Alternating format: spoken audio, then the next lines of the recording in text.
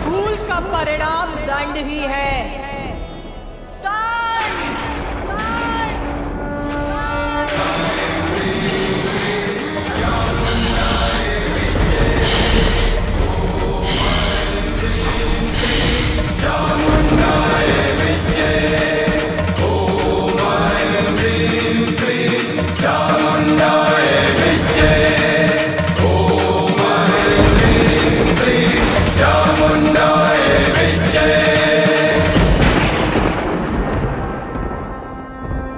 हम क्या करें?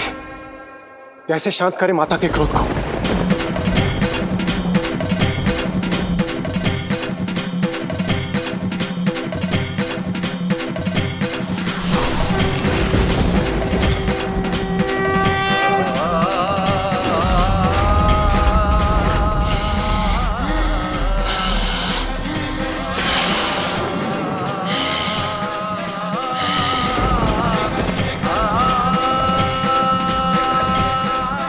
अब अवश्य माता विष्णु के आवेश अवतार परशुराम जी को दंडित करने वाली हैं।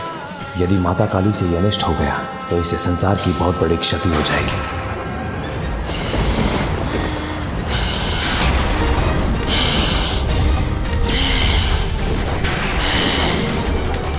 माता काली का क्रोध तो बढ़ता ही जा रहा है। अब इन्हें कोई नहीं रोक सकता, कोई नहीं।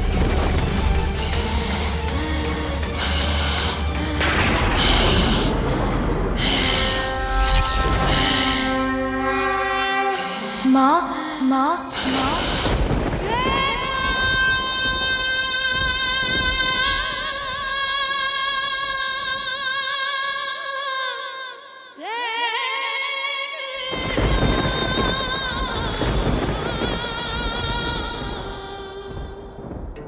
श्री गणेश जी कुशल है।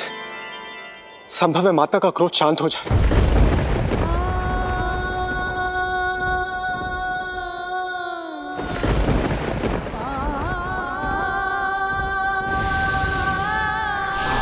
माँ, मेरी चेतना लौट आई है। मैं स्वस्थ हूँ। अब आप कृपया शांत हो जाइए।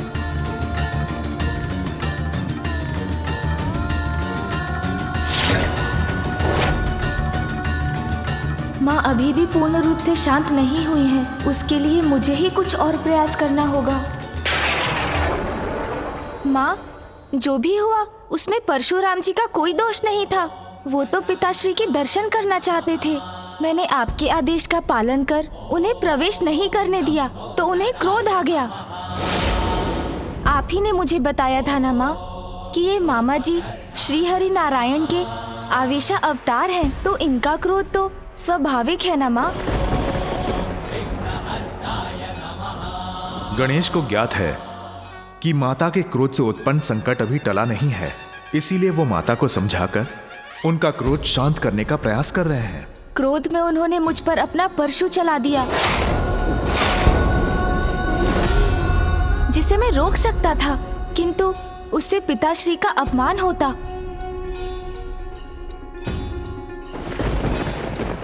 इसलिए परशु का वार अपने दंत पर ही सहन कर लिया मैंने।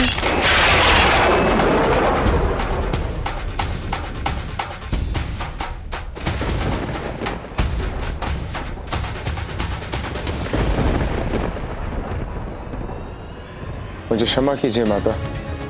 गणेश को समझने में मुझसे भूल हो गई। महादेव के शस्त्र का सम्मान रखने के लिए गणेश ने स्वयं को आहत होने दिया।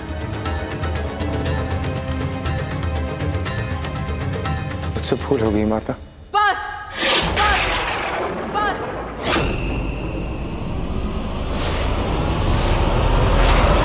मैंने तुम्हें क्षमा नहीं किया परशुराम।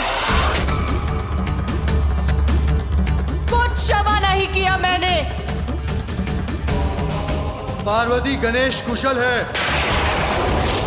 तो क्या उसका कुशल होना मैं अपना सौभाग्य समझूं? अपना कर्तव्य निभाते हुए कितनी बार आहत होगा मेरा पुत्र? कोई भी ऋषि, देव, भक्त कैलाश में प्रवेश करने का प्रयास करेगा और मेरे पुत्र के रोकने पर वो उसका अंत करने का प्रयास करेगा। इतना बड़ा अपराध करने वाले को दंडित नहीं करना चाहते आप? तो क्या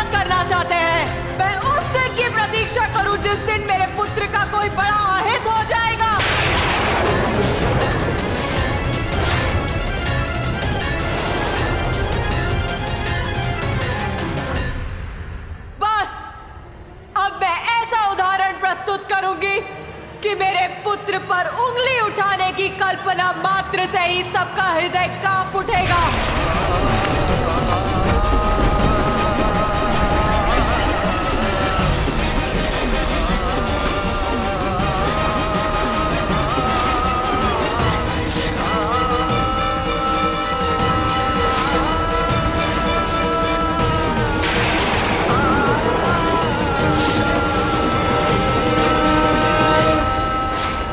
यदि माता महाकाली ने परशुराम जी को दंडित किया तो प्रभु श्री हरि नारायण का क्रोध जागृत हो जाएगा और उसके बाद जो होगा उसकी कल्पना करना भी भयंकर है। महादेव, नारायण अवतार परशुराम जी की रक्षा के लिए आपको माता को रोकना ही होगा। भूल परशुराम ने की है, ये पार्वती का दोषी है। अब नारायण ही इसको अपने अवतार में रोक सकते हैं।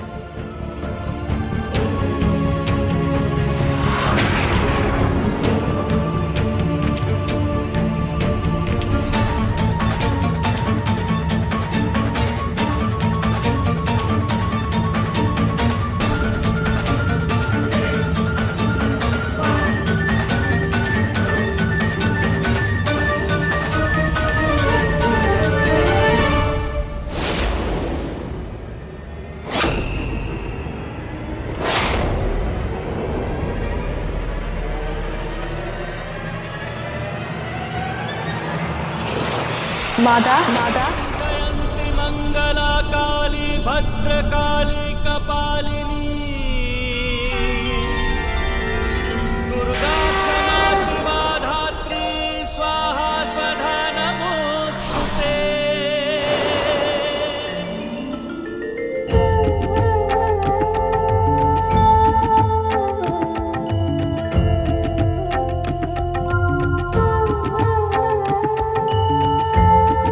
प्रणाम प्रभु।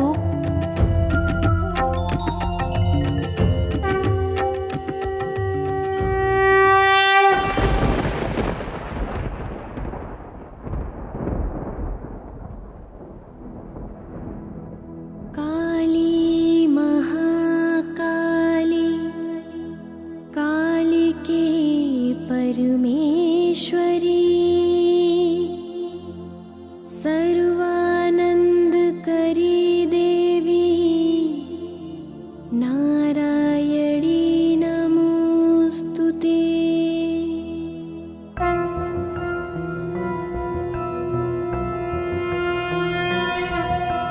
जय काली जय काली जय काली माँ, जय कांता जय कामदा कालिका, धर्म की तारक अधर्म विनाशक, दुष्ट संहारक तुम मंगल कारक। तुम उमा तुम कमला कला निपुण, चरण सुसज्जित चंद्रमणि का चूड़, शांत करो क्रोध मां महाकाली,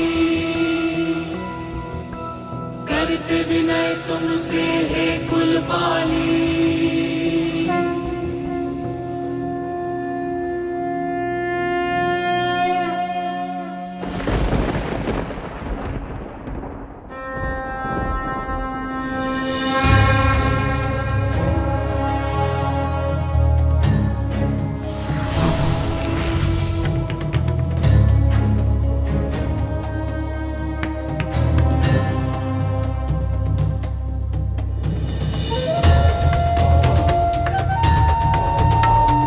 प्रणाम देवी, आपने पहचाना मुझे? अवश्य। ऋषि कश्यप और देवी अदिति के पुत्र नारायण के पंचम अवतार को कौन नहीं पहचानेगा वमन देव जी।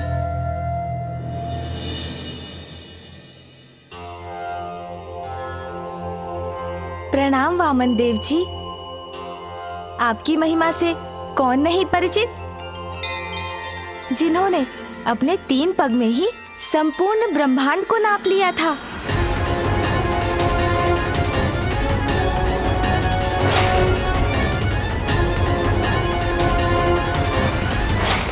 और राजा बलि को वरदान दिया मैं आपको पाताल लोक का राज्य सौंपता हूं और यह वचन देता हूं कि मैं सदैव आपके राज्य की रक्षा करूंगा, जिससे कोई भी आप पर आक्रमण कर आपको क्षति नहीं पहुंचा पाएगा। जिस प्रकार आपने प्रहरी बनकर पाताल लोक की रक्षा की, वैसे ही आज भवन के द्वार का प्रहरी मैं बना था। जिसका इतना भयंकर दंड दिया है परशुराम जी ने मेरे पुत्र को।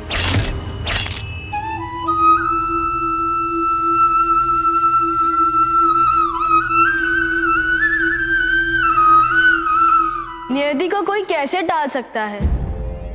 आज जो हुआ उसी में इस संसार का, आपके पुत्र गणेश का और परशुराम जी का कल्याण छिपा है।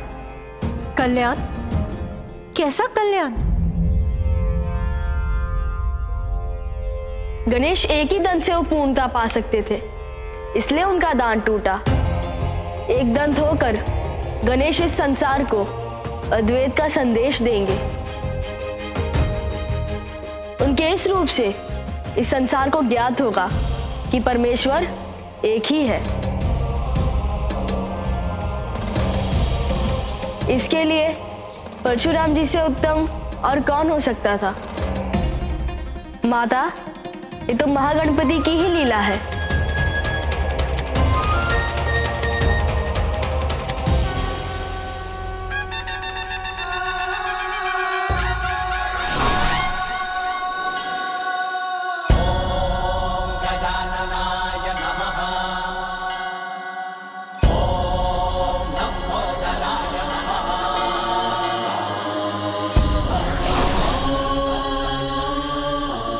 आज से गणेश को एक और नाम मिलता है, एक दंत, एक दंत, एक दंत, एक दंत, एक दंत, एक दंत। एक दंत महाश्री गणेश की जय। एक दंत महाश्री गणेश की जय।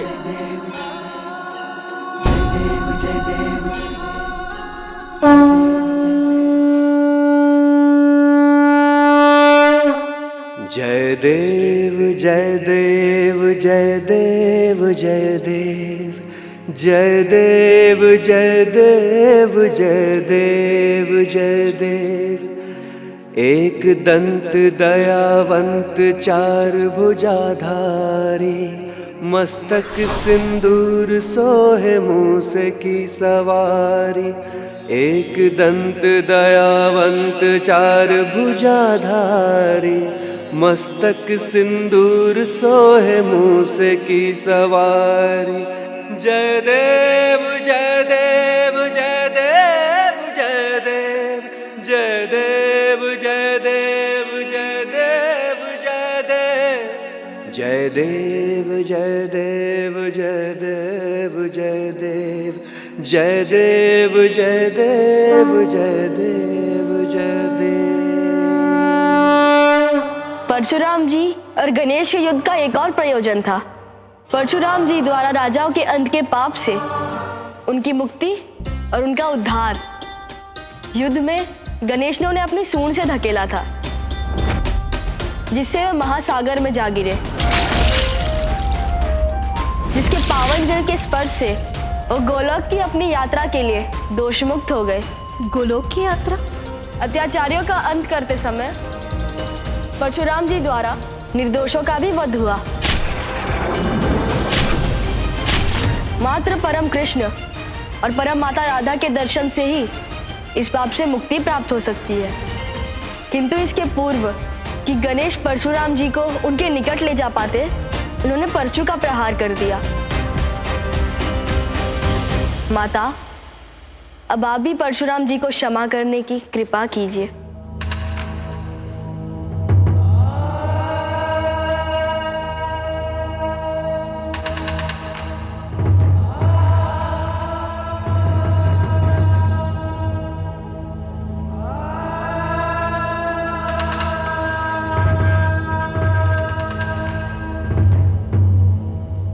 परशुराम जी, मैंने आपको क्षमा किया।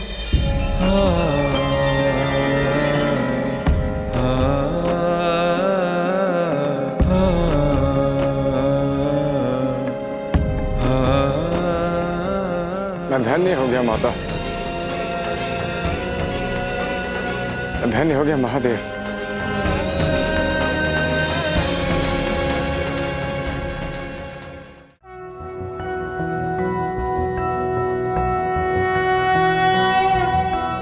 एकदन्तं महाकायं तप्तकाञ्चनं सन्निभं लम्बोदरं विशालाक्षं वन्देऽहं गणनायकं पुञ्जकृष्णाजिनहरं नागयज्ञोपवीतिनं बालेन्दुकलिकामौलिं वन्देऽहं गणनायकम्।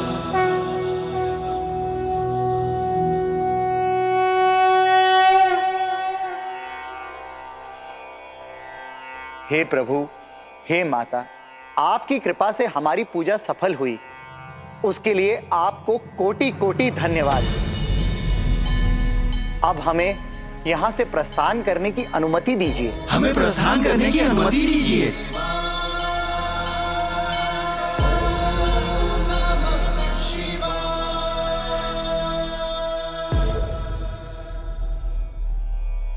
मैं अत्यंत सौभाग्यशाली हूँ कि गणेश की एकदंत रूप की प्रथम स्तुति में मैं उपस्थित रहा। गणेश के इस टूटे हुए दंत की और भी महत्व है। इससे इस संसार की एक महान ग्रंथ की रचना होगी।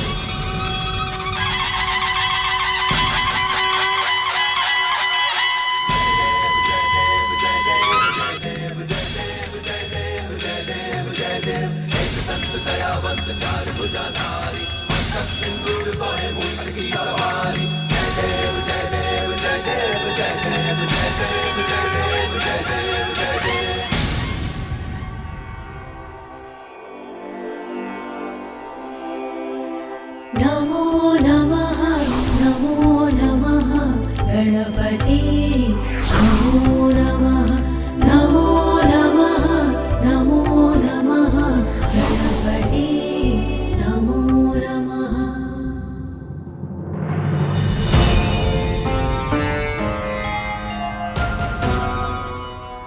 माँ,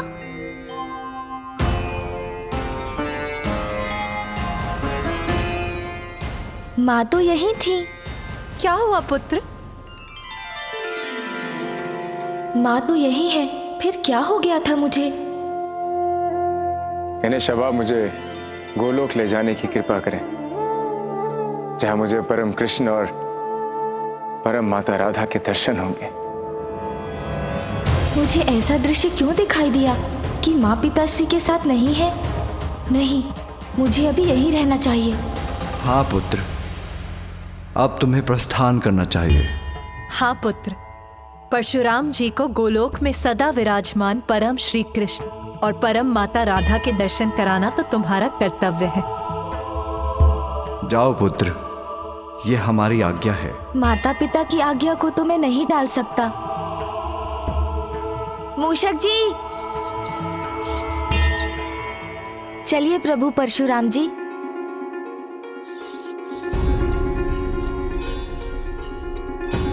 प्रभु तो स्वयं कितने भारी हैं, परशुराम जी को भी मुझ पर ही आरूढ़ कर ले जाएंगे तो मैं क्या करूंगा? मूषक जी, किसी सोच में हैं आप? विराजिए प्रभु। प्रणाम प्रभु।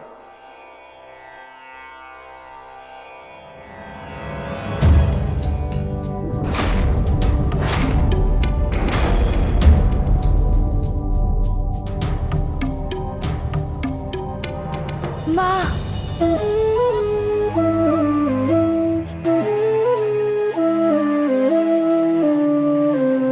अरे पुत्र, क्या हुआ?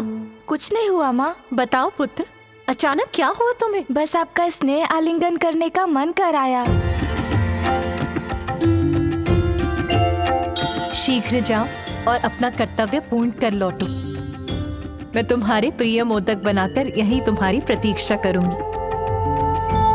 पिताश्री, मेरी अनुपस्थिति में माँ का ध्यान रखिएगा।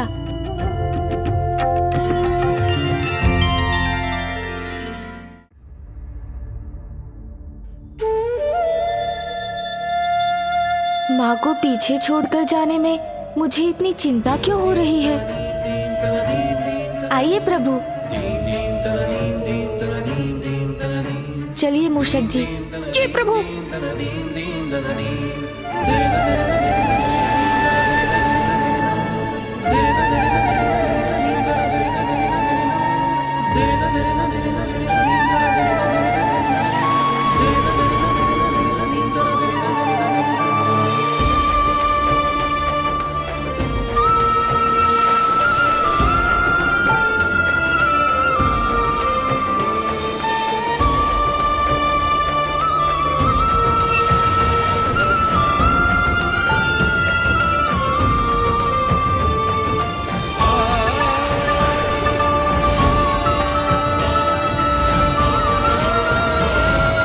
पिताश्री और माँ की विशेष पूजा संपन्न हुई और उन्हीं के आदेश से मैं परशुराम जी को गोलोक ले जा रहा हूँ। तब प्रसन्नता के स्थान पर ये अज्ञात अनिष्ट की चिंता का आभास क्यों हो रहा है मुझे? प्रत्येक घटना के पीछे कोई ना कोई कारण अवश्य छिपा होता है। हमें उसकी धैर्यपूर्वक प्रतीक्षा करनी चाहिए।